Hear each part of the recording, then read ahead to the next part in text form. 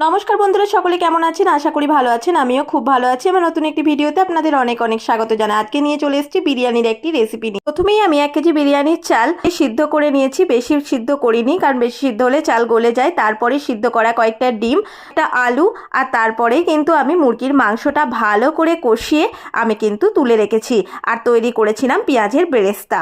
ব্যাস, এরপরে তো আর কি আছে, বিরিয়ানির লেয়ারটা তৈরি করতে হবে। প্রথমেই হাঁড়িতে ভালো করে ঘি মাখিয়ে তার মধ্যে ভাতের লেয়ারটা তৈরি করে এক এক করে ডিম, আলু আর তুলে রাখা মাংসের লেগ পিস আর সাথে কিন্তু গ্রেভিটাও দিয়েছি। তারপরে পরিমাণ মতো লবণ, গরম মশলা, বিরিয়ানি মশলা, কেওড়া জল, মিঠা আতর, গোলাপ জল আর এই দুধের মধ্যে গুলে রাখা ফুড কালার।